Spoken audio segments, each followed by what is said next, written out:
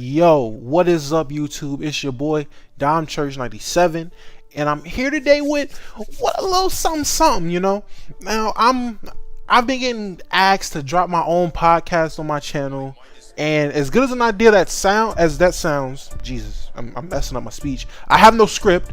I have no words in front of me. I'm speaking truly from the heart. I'm doing this raw, uncut, unedited, and that's the reason why I can't just drop regular podcasts on my channel. It's just I don't do enough editing. I'm too lazy. I'm not gonna lie to you. As you can see by the consistency on my channel with the videos getting uploaded 3 times a month, basically, or 3 times every other month, I'm just not consistent. I just get lazy at times. But nonetheless, I'm going to try and stir up this new thing I'm gonna do where I'm gonna just come on here and I'm gonna just talk. I'm gonna just speak to the people and see what the people gotta say. And as of lately, and before I get into this, go follow me on Twitter at DownChurch1. Go follow me on Instagram at PureRage97, because all the stuff I'm about to talk about has been asked by people that watch the Dish podcast, Hoop Talk podcast, people in the Discord that I'm in. These have just been all kind of questions, Everyone wants to know, what do I think of the Lakers? And I'm going to talk about more things, but I really want to start with what I think of the Lakers, me personally. And how do I feel about us not being in the playoffs? Honestly, this is the best thing that ever happened to us. It really is. I'm happy. I'm mad we didn't make the playoffs, but I'm glad we didn't make the playoffs at the same time, if that makes sense. For the simple fact that, A, Magic stepped down. B,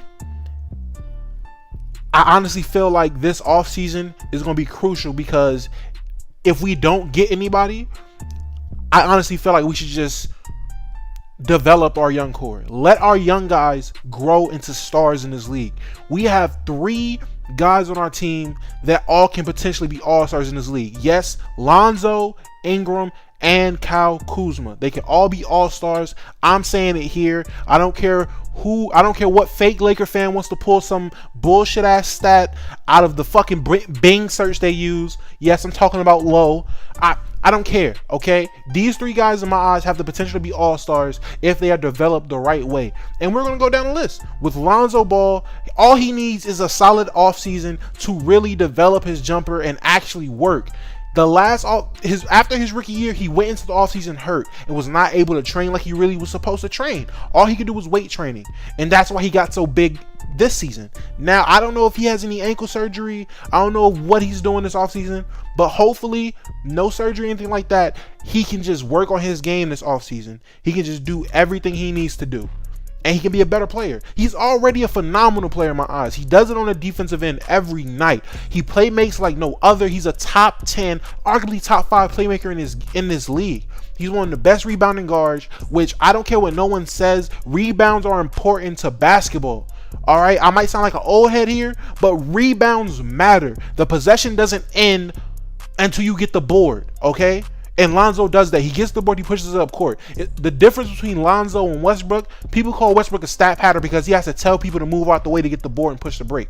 Lonzo doesn't do that. Lonzo gets the board whether you're there or not, whether you see him or don't, whether you box out or don't. He'll get the board, he's going to push it, and he's going to throw a phenomenal outlet pass, break starter on Hall of Fame. Yes, I'm using 2K terms on my Soul Illuminati shit. Next, we have Kyle Kuzma, which everyone hates. Oh my God, Kuzma for what? I don't know. I mean, yes, he's inconsistent, but my nigga, what scorer in this league has not shown to be inconsistent when they started to ball? Name me somebody that came in the league out the gate just running up buckets consistently. All these great scorers have been inconsistent at a point in time, and there's nothing wrong with that. Just let him grow into his game. Ingram, everyone seen at the end of the season last year, Ingram came into his own. He has the potential to be a star in his league. He just has to put it all together. And with LeBron, if LeBron has the mentality of, you know what, I have 3 rings. If I get a 4th one, I get a 4th one. But I'm not about to ruin my team to chase a ring. Like, I'm not about to do that. Just be the big brother these guys expect you to be. Be the mentor these guys expect you to be. These guys all grew up watching you. As have I. These guys grew up idolizing you play the game of basketball. They consider you the GOAT. Especially Lonzo. LeBron is so crucial to Lonzo's development. Literally having LeBron turn Lonzo, if you've seen this season, Lonzo showed way more aggressive way of trying to score now. And that was all from that was all from LeBron telling him he has the juice. You see it in his face. He was more confident in his game. He was more cocky when he started playing well. And I like that, Lonzo. You just have to have a guy like LeBron to put that in their heads, put that in their minds, and it'll all come to fruition. I don't know if I said that word right. I don't care. I'm not editing anything. I said this is raw and uncut. Us not going to the playoffs is amazing because all of you fake Laker fans can leave the bandwagon. Y'all can leave the ship, okay? Get off the train. The train is stopped, all right? There's no hype train for us. That's the best part. We literally... This was so great for us because we went to the playoffs. Honestly, we could have made the playoffs and no one got injured. The injury bug really fucked us up. I don't care what no one says. Everybody can say, oh, but the pace we were on, we couldn't have maintained that pace. Bullshit. No team in the Rockets were out of the playoffs on Christmas Day, and they end up being the second or third seed in the West. So their pace changed. A lot of teams' paces have changed. No one kept the same pace from December.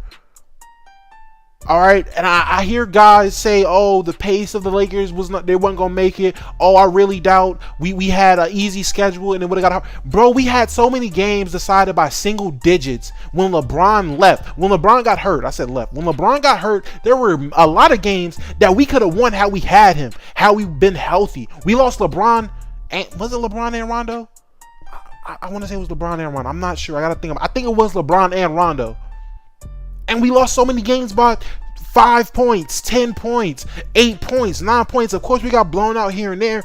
But if you take into account for the 5 or 6 games, 7 games that we lost by single digits, which we could have won if we had LeBron, which we could have won if we had Rondo, we would have been fine.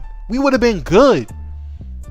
So I have confidence. I have the utmost confidence in my Lakers to make things right and to get right. There is no issue over here. I'm not mad. I'm not about to stop believing LeBron's the GOAT. I'm not about to stop believing in my boy Lonzo. I'm not about to stop believing in my boy Kobe Kuzma.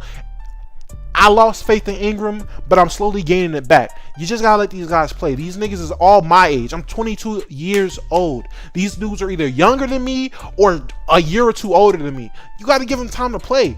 You have to. And by the time LeBron actually declines and falls off that cliff, if we play our cards right, I mean, LeBron can still be effective in that downward transition. I doubt LeBron will pull a Kobe and just be toxic while he's declining. I'm pretty sure he'll help the team in some way, as Dwayne Wade did or tried to do. You know, he takes the role and responsibility of being that big brother to the team and just putting the team first. If LeBron adopts that mentality, he'll be good, but he has to get off of Twitter. He has to stop listening to these Twitter trolls and stop listening to all these people getting in his head. And he's just trying. I understand you're trying to chase the path of Michael Jordan, but bro, don't even worry about Michael Jordan. Just be the best LeBron you can be, which is, those days are probably behind you, but still, you get what I'm saying, man. Your destiny is determined by you and what you do. Don't chase after a man. Don't try to build all these super teams. Just play good basketball. Literally, Damian Lillard went in the playoffs yesterday and dropped off Westbrook and fucking playoff P. And he has the best mentality of, I don't want no super team. Let me do it myself. Same thing with Giannis. Giannis is the best player in the league. He doesn't want a super team. He wants his team. And that's the kind of mentality you gotta have, man. We gotta break this warrior era of basketball where, oh, let's just put all the all-stars in one team and try to play basketball. This is not AAU. This is professional basketball. Y'all are getting paid to do this, all right? Y'all have nothing to prove to nobody at this point. If you're a champion, you have nothing to prove to nobody. People already consider you the GOAT. You have nothing to prove, all right? Nothing. Just don't fuck up my Lakers. That's all I'm asking. Just don't fuck up my Lakers. And next on the agenda, outside of the whole Laker rant, my boy Luka Doncic is going to be the Rookie of the Year. This is something I really wanted to get into because I hear a lot of people really trying to go for Trae Young being the Rookie of the Year. I just don't see it. I don't see it. I don't see how you can think Trae Young is better than Luka. I don't see how you can think Trae Young's season's been better than Luka. Literally, Trae Young scrutiny came, oh, he's undersized. How is that going to translate? Bro, there's been plenty of undersized players at the point guard position with range that makes it work. This is a point guard's league. Why wouldn't you think that would work? You know what's more impressive? The fact that this man, Luka, is breaking down barriers. He had the typical European stereotype of, oh, he's from Europe, I doubt he can make that work in the league. That's racism. No one, that is blatant racism. If you say, oh, I don't believe in him because he's European, that's racism. And to overcome racism is a very big thing. To open the whole league's eyes, not just a couple teams, to actually have all-star players, superstar players suffer to you. James Harden can't guard Luka. James Harden can't do shit to Luka. Did anyone see the Mavs play the Rockets this year? Luka made the Rockets his bitch all season long. He's done that to plenty of play. He made Draymond Green give him credit. Made him. When Draymond seen him play, he was like, oh yeah, this guy's the truth. He's doing stuff that guys just don't do on his level. Guys like, and it's one thing to be a Kristaps Porzingis and break the barrier, but it's a whole nother thing to be a Luka legend and break the barrier. Like, the ability Luka had in the European League, he brought all of that over. Like, there's no part of his game in Europe that he left. He brought everything over at his size, at his frame. Step back is way more deadly than Harden's travel step back. It's just beautiful to watch this man play the game of basketball. And that's why the Mavericks are my second favorite team.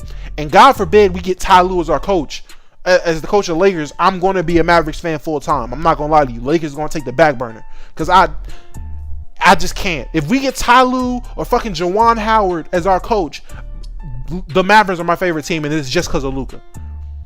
Simple. Period. Like, ain't that what the thoughts say these days? Period. Yeah, simple, my nigga. I'm a Mavericks fan. So anyone on this Trae Young hype, please explain to me what do you see in Trae Young that you don't see in Luka? Like, what about Trae Young makes him better than Luka to y'all? Because I just don't see it when I watch them play. Trae Young is great. He's phenomenal. He's going to be a great player in this league. But he's not better than Luka. He's not. It's not even a conversation. Like, people like to say, oh, there's not a conversation for this. 10 times out of 10, Luka's better than Trae Young. Luka's the best player from the damn draft, as far as I'm concerned. The very best. Hell, he's the best player from last year's draft. It's just that simple. Say what you want. I believe Luka's the best player we've seen in the past 2 to 3 years. And you can call it dick riding. I called it the truth. Luka Legend is the truth. That's just what he is. What else do we have on the agenda other than my boy Luka Legend? Other than the Lakers, I tapped into the coaching situation for the Lakers. Yes, people, Juwan Howard is being interviewed. I don't even know. I feel like the GM is really doing this. Yes, I said the GM because LeBron is officially the GM of the Lakers. I really feel like he's just trying to bring in guys he knows that will bend to his will. So that might be an issue. Magic stepped down. I talked about that a little. Did I talk about Magic stepping down? I feel like I talked about Magic stepping down. I've been talking for so long. I told you I don't have a script. I'm doing this all one take Drake style. It's just how I feel like doing this. What else should I talk about before I get up out of here? Yes, I am contemplating what to talk about on my video right now. Let's take a moment and think. Luka Legend, Laker basketball. Is there anything else to talk about at that? I'm joking. Obviously, I'm going to talk about my man Giannis, aka Greek Freak, becoming the MVP of the league. That is my clear-cut favorite for MVP. There is no reason step back Harden should fucking get MVP. I don't understand how you can give a man MVP for getting 30 free throws a game. Like, if you gave Kobe 30 free throws a game, he would have averaged 60 points. I just don't get how we're giving Harden this much credit. The fact that he can go and grab someone's arm, tangle someone's arm up and then go up and y'all give him the foul is unbearable to watch. Everyone was giving that Clippers announcer so much BS for speaking how he felt about James Harden, and I feel the exact same way. It's like he's cheating. It's not fun to watch.